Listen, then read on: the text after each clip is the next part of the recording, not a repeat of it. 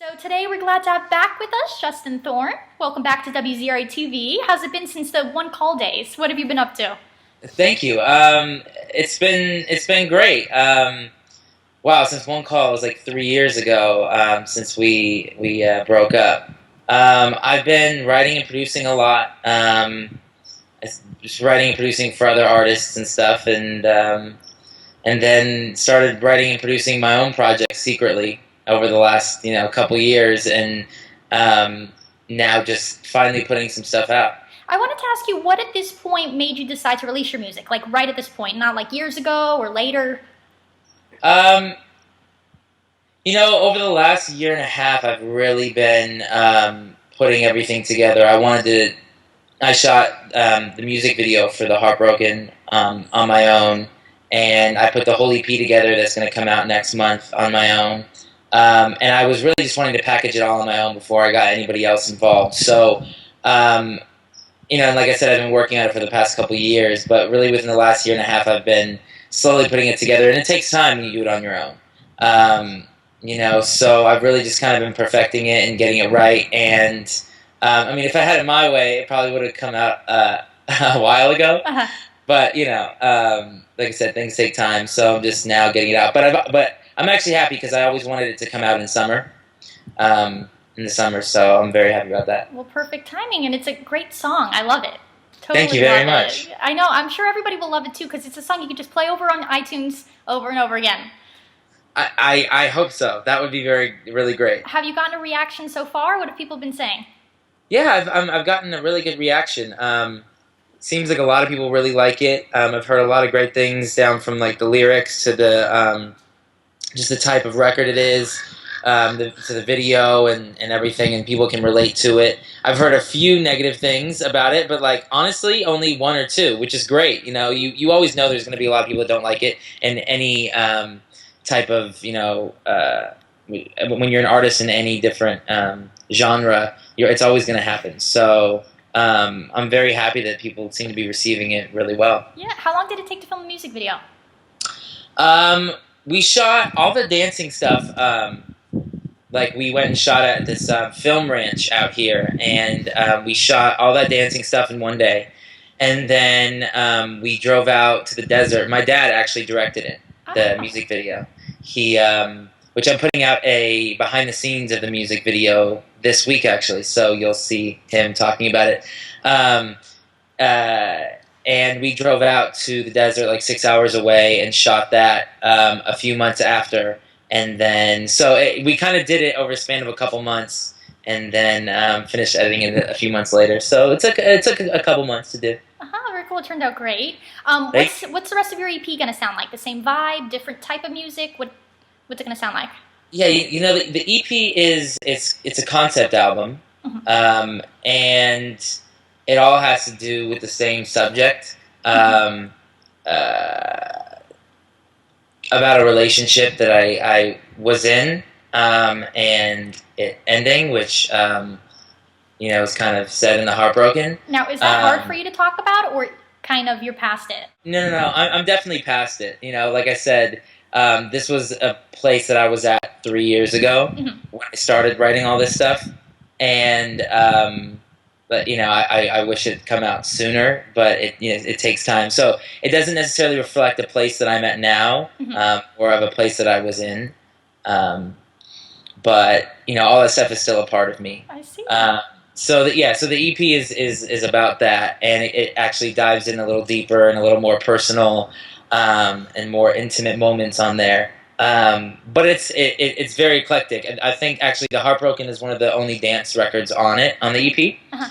I have a couple ballads and mid-tempo stuff. But yeah, I'm really excited for people to hear the EP more than anything. What does Faces stand for? How did you come up with that? Faces.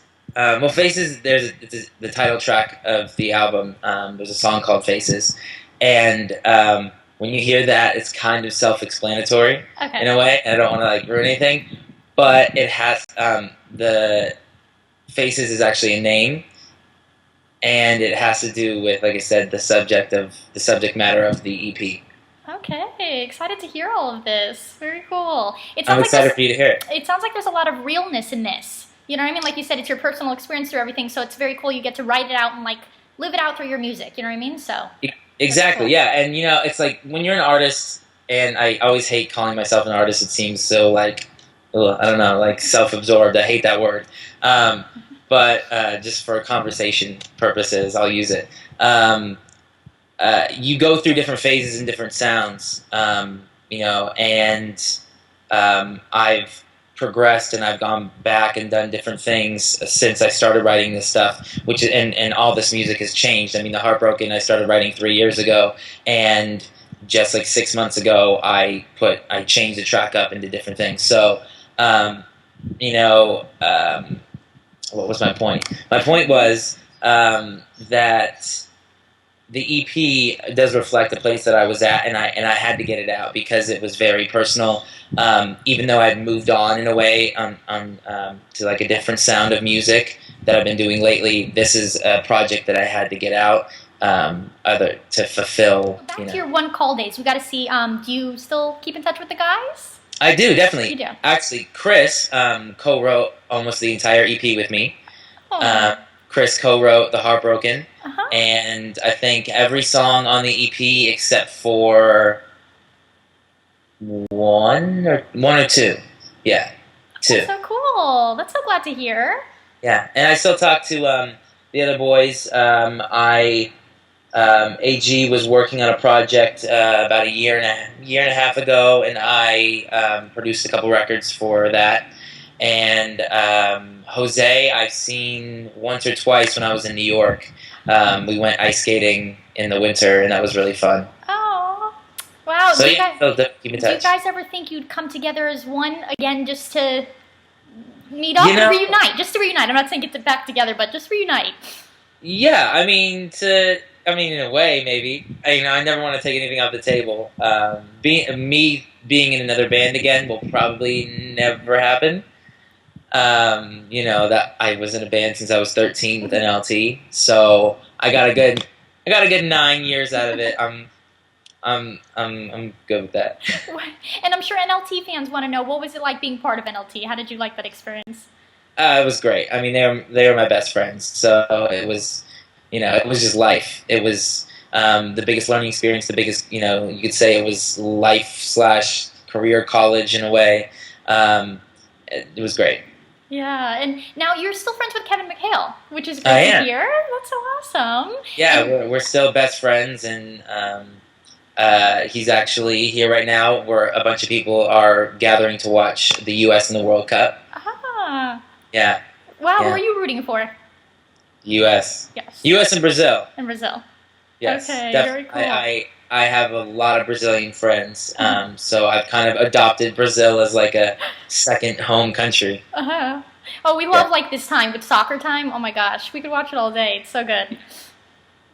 Yeah. And then also I was going to ask you, for Kevin McLeod, you guys have Cheeseburger Sundays? You got to tell us about this. Who started this? It was actually a friend of ours. Her doctor told her that she...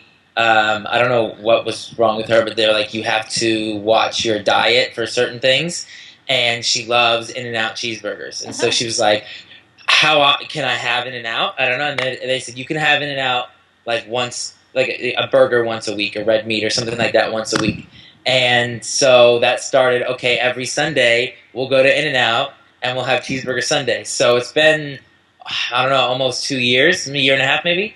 And we've been doing Cheeseburger Sunday every Sunday at the same In-N-Out down the street by Universal Studios every Sunday. And even when we're apart, so like sometimes here it'll be 25 people at the most, and sometimes it's just 2. So whoever's in town, we all go. And then even when we're apart, like I've had my own Cheeseburger Sunday at a different place in Chicago, in New York, in Boston, in Brazil, in London. So we try to keep it going every Sunday. So it's really fun. That is so awesome. That's so cool to hear. And I was going to ask you if it just had to be In-N-Out. Yeah, I wasn't sure if it was just In-N-Out or if you guys can like mix it up. Yeah, no, it can definitely change. Like our second, like In-N-Out's number 1. Number 2 is probably Shake Shack in New York.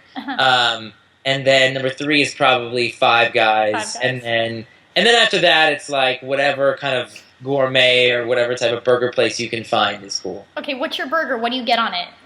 I get a double, no onions. Double, no onions. Yeah. And are you still health conscious or no? Yeah, I definitely am. I actually, there was like a point in time, then like a month ago, where I wasn't eating red meat for a few months. So I would just go and have like a shake, or I didn't eat a couple of the weekends, so I would just sit and hang out, which was not fun. But definitely health conscious for sure. I remember probably the last time we talked, I was like super organic and like crazy. Yes. That's why you're asking. Yeah, I am. I'm not as crazy as I was about it back then. But I definitely am still a bit health conscious. Instagram, how do you like using that? We see some of your food posts on there too.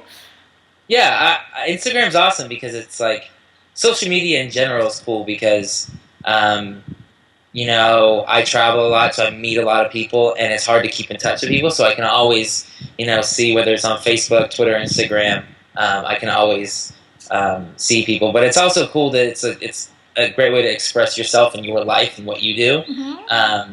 And I definitely really like it, which is why in my lyric video I chose to do it with Instagram, because I thought it'd be really cool and people you know, could relate to it, because people sit on Instagram all day, and I was like, this would be really fun to do a sort of, you know, Instagram scroll of all the lyrics and stuff. Exactly, that's so neat. And we gotta ask you, did you get a tattoo, or do you have a tattoo? Did we see something like that, or? No, I don't have a tattoo. Oh, you don't have a tattoo. Oh, okay. But there is a tattoo in the video. It's a fake tattoo in the video. And again, it's like just little hidden messages that are in the. You know. What was that? What was it? It was an infinity. Infinity. Okay. Yeah. Now, would you ever get a tattoo? In theory, it would be really cool. I'd love to have like a half sleeve. I think it'd be really cool. But number one, I'm a bit scared to do it, and I don't know if I could ever actually go through with it. Yeah. Maybe a small one. My sisters want me to get. I have 3 sisters, and they all want to get a tattoo together, like back on the back of our necks. And they keep trying to talk me into it, and I keep telling them no. So we'll see if they win or I win. I know, that whole needle factor, I mean, that's just like, no. Yeah, a needle in the back of my neck does not seem like fun. I don't have a very high pain threshold, so. No. Now, are you afraid of roller coasters, or can you handle that, or no? I love roller coasters. Oh, you do? Oh, yeah, okay. Yeah. When I was a kid, I was definitely scared, and then I got the bug to do it, and I love it. As I get older, I get more, like, conscious about it, and I'm like, well, there's actually a lot of things that could go wrong. I think it was like, I want to be a little bit ignorant and say, well, they wouldn't have this if it wasn't safe. And my dad wouldn't say, go on it if it wasn't safe. But now as I'm getting older, I'm like, I don't know. Human error is a big variable. I went paintballing on Saturday. A bunch of us went for Kevin's birthday. And it was my first time paintballing, and I was terrified. I was like, everybody else was making fun of me, and I wore like a chest protector that's apparently only for girls and kids. And everyone's like, look, there are 10-year-olds playing paintball right there, and you're scared. I'm like, I know, but, you know, it's just a bit scary when, you know, and I did it, and it hurt, but it was fun, and I'm not scared anymore. So. Okay, that's good. And now tell us, do you have a current celebrity crush? Anybody? Oh, man, a lot. Start off with the list. Who's on the list? You know, that's the problem with Instagram. It's like, there's so many beautiful girls on Instagram that you see it's like in your face all the time, whether or not you look, it's just there. I definitely have a crush on Jennifer Lawrence. She's definitely a big one.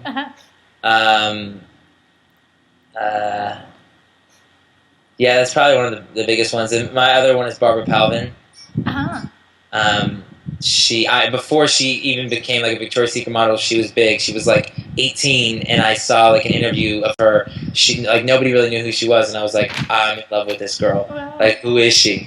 And sure enough, she started blowing up and started becoming a really big model. So, is there someone in specifically you like characteristics that you like in a person or anything? Yeah, definitely. I like It's not a characteristic, but I like individuality. I like people that are not afraid to be themselves and don't care really about what you should be in society or what people, you know, like. And it can range anything from being quirky to being, really focused on career. It can and anything, but just being true to yourself, and when somebody's being authentic or not. So that's definitely one thing. I like girls that definitely don't take life too seriously all the time. Like they're definitely like life is serious. But it is. But like you also have to have a great time, and I definitely like girls that know how to have a good time and just free. I like freedom. That's true. What's a dream date for you? What would you like? Well, I tend to be a bit of a romantic sometimes, so I like dates along the beach. Maybe even a picnic on the beach. I'm a big picnic guy, especially lately. I love I'm Italian, so I love Italian cheeses and meats and stuff like that. So I'd love to go pick up that in a picnic basket and go to a park or go to the beach and have a picnic at sunset or something.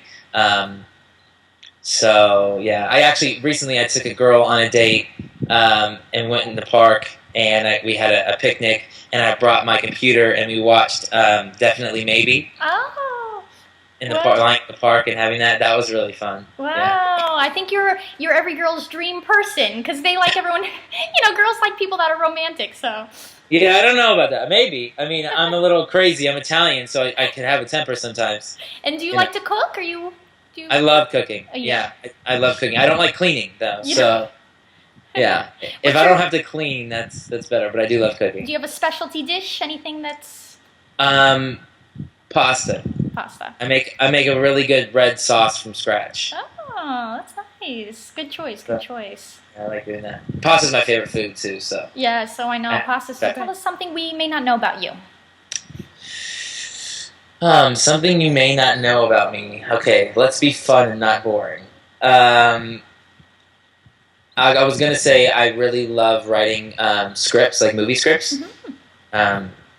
People don't know that about me. When I was 17, I wrote my first script, and it was a musical. Oh wow! Actually, V. Savani and I wrote it, and it's something else. Okay, people know because I talk about it that I love Friends. But what they don't know is that I actually watch Friends every single night while I fall asleep. Ah, okay. So you know every line to... Every line. Because, it's one of those things that helps me fall asleep because I don't have to look at it and, I can hear it and picture it and listening to it and picturing it helps me fall asleep. Okay, you gotta go. Tell us a line. Go. Oh. Any episode. Let's see. What's a good line? Joey, it's Estelle. That's not really a line. This is an impersonation. A good line is, I don't know. I don't know about a good line, but one of my favorite parts is it's actually in the series finale, and Rachel's on the plane going to go to Paris, and Ross runs after her, and she's like, "I have to go." Ross he tells her he loves her, and she's like, "I have to go on this plane." And she's sitting there, and she calls him, and leaves a message on his answering machine. So what we see is him listening to the answering machine, and she's like, "What you said, I'm sorry. And I just didn't know what to say." And she goes, "What am I doing on this plane?" She's like, "I have to get off. I have to get off." And she goes to get off, and they're like, "Maybe this is done." She's like, "I have to go." And then it cuts to him, and he's like, "Let her off, let her off." And then it ends, and he goes, "Did she get off the plane? Did she get off the plane?" And then right behind her, she opens the door and goes, "I got off the plane." And right now I'm getting chills. Every time I watch, doesn't matter how many times I get chills. So that's one of my favorite moments. It's so good. Oh my gosh, so good. Thank you for that. Of course. That was awesome. I can do that all day long. I have a friend of mine who's just as crazy, and a bunch of us went to Mexico for a trip, and I think people got annoyed at us, but at dinner one night for an hour, we were just citing Friends scenes. Oh my gosh. Who's your favorite character? It bounces back and forth. I think right now it's Ross. Ross. Yeah. It's usually Ross or Chandler in a way. Yeah. Good choice. Good choice. Oh my gosh. Friends marathon all day for you. Yeah, all day. So good. So good. Any other TV shows you like watching? Yeah, I really am into House of Cards. I just finished it. Mm-hmm. It was really good. I love political shows, so I can't wait for Newsroom to come out. I'm also watching Orphan Black. It's on BBC America, and it was kind of like an underground show the first season, and it got a really big buzz. So the second season's really good, but it's starting to take some turns I'm not so sure about. So I'm still watching it, but we'll see if I stick around for a long time. But I watch those, and I'm a big Scandal fan. And I'm about to start watching Game of Thrones, so I'm excited about that. It's tough because like all my friends do, and like Sunday night they all gather and watch it together, and I'm the only one that hasn't seen it, so I can't watch it with them. So I gotta catch up. Do you watch any other like '90s shows, like Full House or anything like Rugrats, all those '90s? I watch Boy Meets World. Boy Meets World. When it's on, and I watch Fresh Prince of Bel-Air. Yes. What else do I watch? I don't know. I mean, I was a kid in the '90s, so I loved all the '90s shows. I'll watch Full House when it's on sometimes, and Family Matters if that comes on, I'll watch it. Yeah. I actually miss watching Sabrina the Teenage Witch. I haven't seen that in years. Oh my gosh, I love Sabrina. I know. It's so good, so good. Do you remember also all this '90s talk? Do you remember the Tamagotchis? Did you have one? I did have a Tamagotchi, but it was so annoying, and I could not figure out how to like work it, so I just threw it out. Now I wish you could go get it back because I want one now. Really? Yeah. Do they still sell them? Maybe eBay has them. Yeah. I'm sure eBay has them. I'm sure there are places you can find them. Yeah. I heard they have like an app on the iPhone, a Tamagotchi app. I don't know how good that is, but. You know, speaking of '90s games, Nintendo 64 was one of the best like game consoles ever. Oh yeah. And my mom, like when she moved, she like just like got rid of a bunch of stuff, and she asked if I wanted it, and I was like, nah, don't worry about it. And she got rid of it. No. I mean, all the games. And then like a week later, I was like, oh, why did I do that? No. I should have kept it. And then since your birthday's coming up, do you have any birthday plans coming up? I'm not sure. I was thinking about maybe going to a Dodger game. There's also at the Hollywood Bowl, there's a Grease sing-along, and they'll play the movie, and everybody goes, and you can sing and watch the movie. And I'm thinking, that's kind of cool. I love the movie Grease, so that could be fun. That's very fun. But it's either that or a Dodger game, so I'll probably end up going to the Dodger game, but we'll see. Oh, very cool. Very neat. If you could get anything for your birthday, any gift in the world, what would you like to get? A time machine, so I can go back to being a bit younger. Oh, okay. And what would you do? I would probably go back to being 17. 17. I see. Interesting. And I would relive all the same years and just do things a little. I would do the same things, but just enjoy them a bit more and do a few little things differently. Exactly. Yeah. Don't you hate that? It's all part of a learning experience. You got to live it and learn it, and then that's it. You can't really go back. And you think you learned it, and then you're like, well, I'm actually not practicing what I learned, so let me do it again. It's really crazy. That's growing up. No matter how old you are, you're still growing up. Exactly. This is why I love the elderly people, because they're so wise, and I just look up to them. Yeah, every once in a while, like I'll just go to my dad, like, hey, Dad, teach me something. They're like, what do you want to learn? Anything. Tell me anything. And so they'll tell me something. I'm like, cool. Exactly. Very neat. So, and then is there anything else you want to tell your fans out there that they can stay tuned also with your music? Yeah, I'm really excited for everyone to hear this EP. I think there's a bit of something for everyone on there. And it's definitely something you can relate to. It's very personal, very intimate, and, I've had these songs for a long time, so it's very exciting for people to start hearing them and seeing everything I have in store. So just stay tuned, because I'm very confident that you'll be happy with whatever I put out. Very cool. And the One Call fans, just to end it off here, want to know, who got custody of Flo? Chris definitely has custody of Flo.